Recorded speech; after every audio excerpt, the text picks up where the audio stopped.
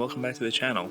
In today's video, we'll be working on this custom Lord Solar model that I made for my own army, which is a full custom Catachan themed Imperial Guard Army.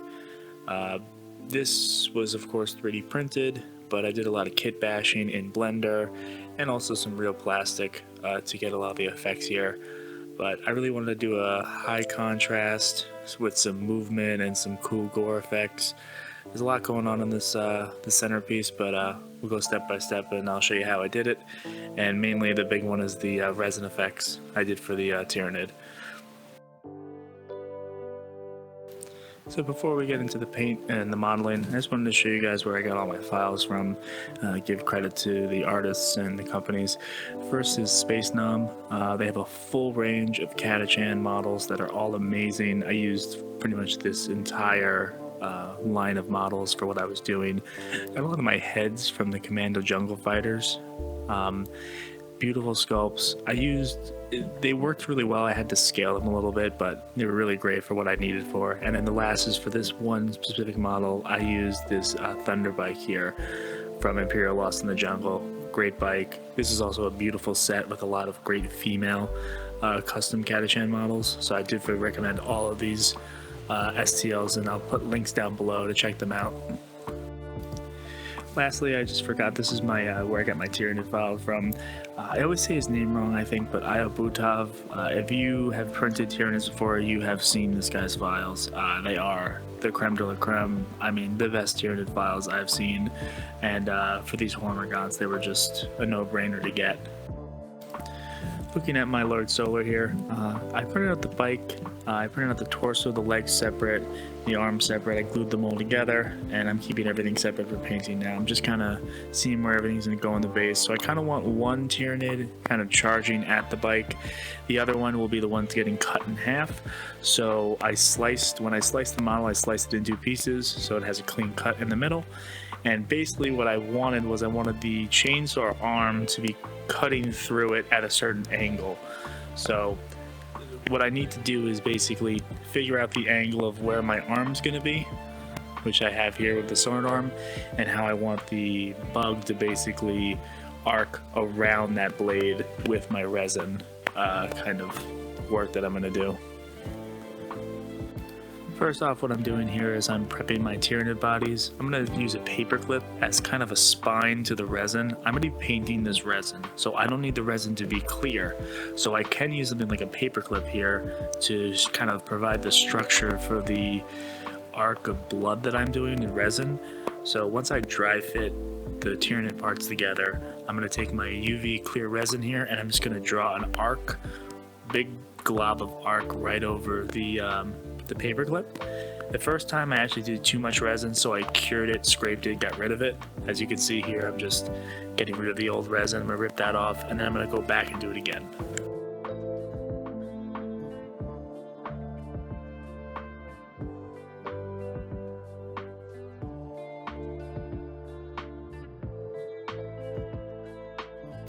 Now that I have my general shape of my resin arc cured, I'm just going to actually clip the ends of it to have a little bit of the paper clip showing, so that I can put the paper clip back into the Tyrannid model and then glue it down that way.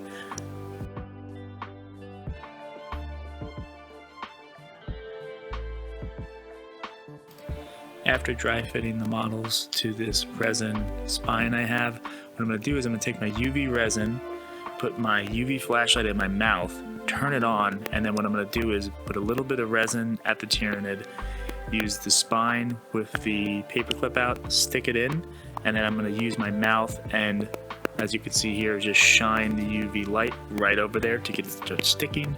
Once I have a pretty good set, I can just take it out of my mouth, which is annoying, and just cure it normally. This is the same technique I honestly use when I'm doing like instant super glue holds, so it works. It's not great, it's not pretty, but it works. I'm gonna do the same thing on the other side.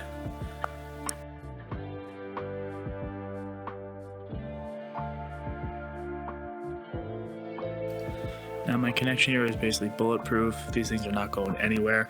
So I'm just gonna add a little more body to this gore. So I'm just gonna put a very, even bead of resin on both sides of my spine, I like to keep calling it, but my resin blood. And I'm just going to add some body that way. Once I'm done with that, I need to make sure that my sword's going to stick in there. So as you can see, I definitely have to cut some resin away to get my sword in there. So next what I'm going to do is just basically use my clippers. I'm going to cut out like a hole, like a V to like a U shape of the resin. I'm going to go right up to the paper clip basically, right around the size of what the chainsword needs to be. So I'm just going to clip it out so that I can get my chainsword in there no problem. Once I have this set, I'm just going to dry fit everything, and I like the angle here. I'm going to bend the resin a little bit around where I need it to be. Looks good. I'm just going to dab it with a little bit of more resin, seal it in, cure it. We're all done. We have one solid piece of resin and a little bit of paper clip now.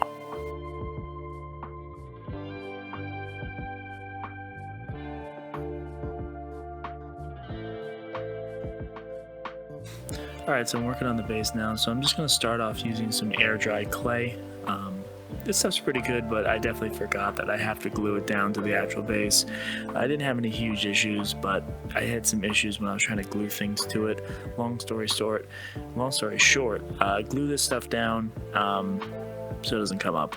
After that, I use a cool 3D printed texture roller I have here to kind of put some texture on the clay. You know, it works really well. It's very cheap, it's easy, it's quick, and once it's dried, it's pretty solid. I'm basically just gonna clean up my edge here, and I'm just gonna work with some AK Interactive wet ground effect, and I'm just gonna kind of clear in on any of the holes I have, any empty spots on the base, and I'm just gonna kind of blend it into the texture clay that I have here to make myself a, you know, pretty cool looking base. Also have some, you know, twigs here that I'm going to break off into some logs. I want to make a little bit of like a down tree effect, just to add some cool, you know, natural looking bit to the mace, because I want this to be like in the jungle. You know, Catachan jungle fighters, they got to be in the jungle.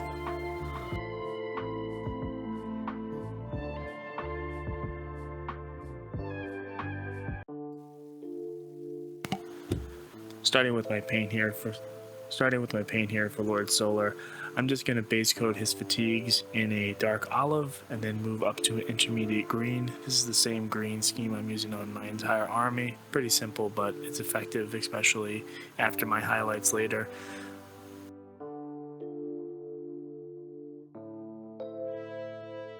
For the rest of the bike, I really like my motorcycles to start off with a coat of rattling grime. This is kind of why I did a zenithal to begin with. I think it's a great color for vehicle parts and machinery. It's great with a dry brush over it. I'm also just going to finish the rest of these parts up here. So I'm going to use some. And for the rest of the bike, I'm just going to use my metallics. I'm going to use gunmetal gray. I'm going to use some black on my tires, on my boots, and the gun that Lord Solar has. Finishing off here with the colors on Lord Solar, I'm just going to paint the skin with a dark rose, and I'm just going to base coat him with that, and then I'm also going to use a neutral gray to base coat his hair and his beard. Moving on to the Tyranids, all I'm really doing here is doing a watered down version of the speed paint pink and a purple mixed together. I'm going to stain kind of the whole model. I'm going to then dry brush an ivory over that stained color. Then I'm going to paint the carapace in a magenta purple, and then after that it will all get washed. But I wanted to have a nice contrast, stark contrast of the green to a purple, so I kind of like this magenta pink aspect for the Tyranid. Moving on to my wash steps here, I'm going to water down a dark berry, a burgundy color, and just use this as a wash over the Caucasian skin of Lord Solar. I'm just working to work this into the recesses, and once it dries, it's going to give me a nice finish for this skin. Next, I'm just going to move on to a move on to a purple black oil wash to use this on the Tyranids. I'm going to cover all the skin in this wash, and it's really going to add my last thing of staining to this model to give it a pretty cool effect. this is a pretty thin wash consistency. I'm not going very grimdark here. I'm going for more of like a recess filling wash. Finally, we just have some tried and true black brown wash right out of my premix here. I'm just going to cover all the fatigues and the bike. Completely cover it. Again, this wash is pretty thin. I'm not going crazy saturated, like crazy dark wash here. And I'm going to take a lot of it off anyway. I really want this model to be vibrant. Alright, so now everything's dry. I'm just going to work on my skin first. So I'm just going to build back with a little bit of dark rose and brown rose. And once I'm at my brown rose, I'll just mix more and more of like a basic skin tone into the mix on the palette. Everything's going to be in a glaze consistency. And this is like my centerpiece model, so I'm taking my time with the skin and a lot of the effects that I want, the details that I want. So lots of glazing steps, you know. This is taking like twice as long as I normally would do on skin, you know, skin work, but this is my guy, so I really want it to look great, basically. Even though I'm taking longer to do, still very simple. It's all glazed work. So again, it's forgiving. If it, you know, you put a little bit too much on, it's going to dry pretty translucent. It's easy to fix. For this, what I'm doing is basically I'm just going back and forth between my skin and my hair. So for the hair, I'm going to build up to a white gray. So neutral gray with a little more ivory mixed in every single pass. And I'm just being very careful with the beard and his hair ponytail thing. Simplicity with this Tyrannus scheme, it's great. Pretty much it's like done. So all I'm really going to do is mix some pink in with some magenta, and I'm just going to quickly like hit these claws and the hoofs and the backs of the carapace and just give this a real quick like edge highlight with a dry brush. Very simple. As you can see, one of my Tyrannus fell off. I have to pin him on after this, but yeah, you know, it's just dry brushing, super easy, it works great. So I kind of went back and forth on what I wanted to do here. So as you can see, this is kind of where I was at this point. I hated how it looked, so I ripped off all of the resin effects I did and completely redid them because I did not like what I was doing. So I'm going to keep the spine that we worked on earlier the exact same, but I'm going to change the way I do all the rest of my effects. So the first thing I do is I start drawing out some droplets with my UV resin. What I have here is some packing tape glued down, or sorry, stuck to my table. Once it's cured, it's going to peel right off. It's a great way to do this. Once everything's cured, I'll be able to pick it off, and what you see here is what I did was I ripped them all off, flipped them over, and I just applying resin to the other side to give it more of a cylindrical shape. Alright, so here's the real effect. This is what brought this whole thing together. So I was on Instagram and I saw a reel from JW Beyond. Here's his Instagram link, and he had this incredible piece which you're seeing right here. And I just basically was inspired by this to completely figure out how the hell he did it. Luckily, he shows in his video how to do it, and it's the same exact way. He basically took a box. He used fishing wire. I used some really thin Julie wire I just had anyway, and all you do is use gravity to slowly drip resin down the wire or the thread, whatever you're using, and you cure it every time you drip it down. And the more and more you drip, the more and more of this dripple kind of, yeah, drip, droplet, whatever you want to call it, effect you get. If you're dripping while you have your UV light going, it slows the resin down even more, and you can get some really cool droplet effects at the end. So all the credit goes to him. He really inspired me to really do what I'm doing here with my Tyrannus. So basically I have my droplets now that look incredible. They came out so nice. I'm doing my method here, which you can see my head, where I'm basically just like, again, I'm painting everything. I'm using super glue, so I'm doing a little super glue and an instant set, and so I'm gluing all of my droplets to my Tyrannus now, and now it's really starting to come together. Last little step here, what I'm doing is that Uhu glue that I've used before. It's a really sticky glue, and once it dries, it comes really stringy.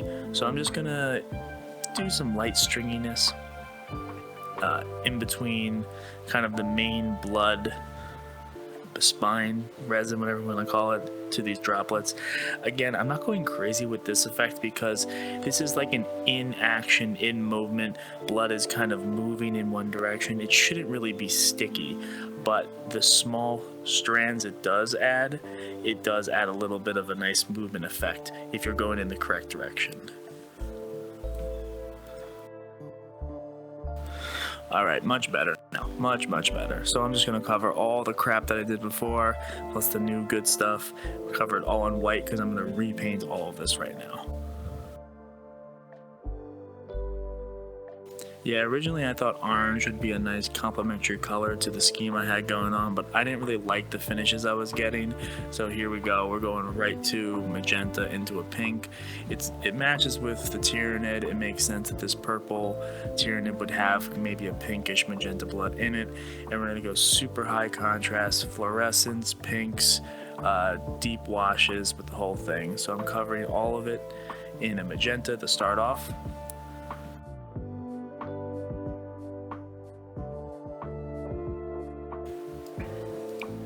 After everything is base coated and dried, I'm going to use speed paint Purple Alchemy over the entire kind of blood area. It's going to add a nice tint. And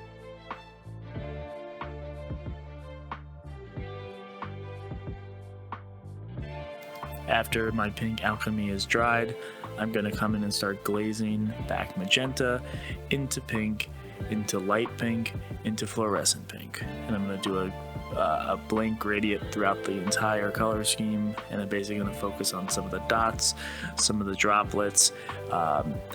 You know, I had some pretty cool movement that I made throughout all the drying of the resin, so I'm going to try to highlight as much of it as I can to make it look like there's movement in the blood, in the gore, and that kind of effect.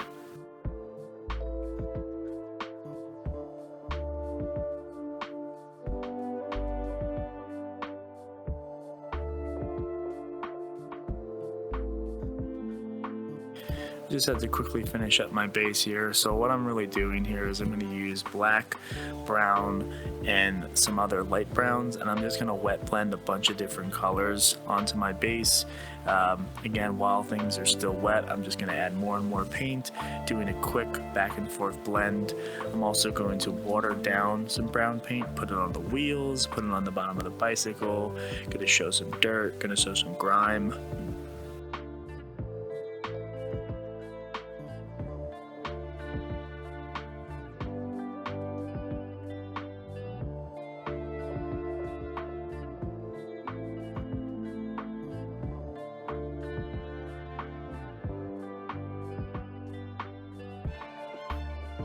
Before I go any further here, I'm just going to cover my entire base and a little bit of the bottom of the motorcycle with gloss varnish to make everything look wet. We're supposed to be in a jungle here, so I need things to look moist.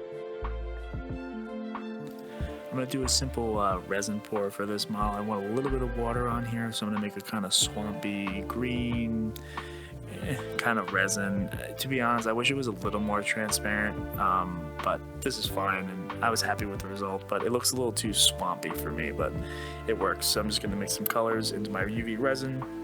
I'm going to pour it right onto the base of my model, get my flashlight, cure it, and we'll be done.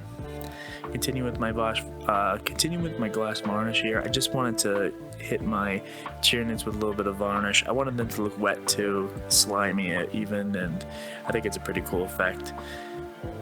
And then I'm going to put some water gel effects on my base, finish the water up on my base.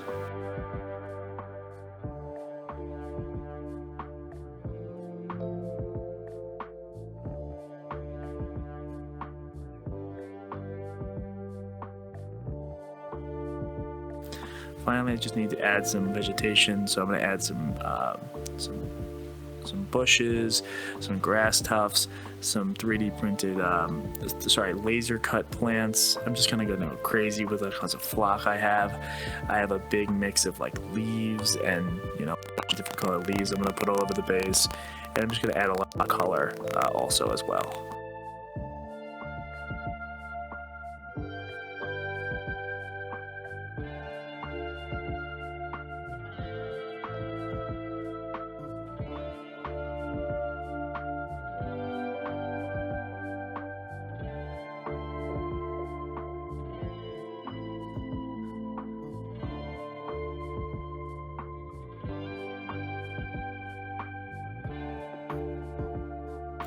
there you have it. A little bit of a longer video, but I think this model came out great.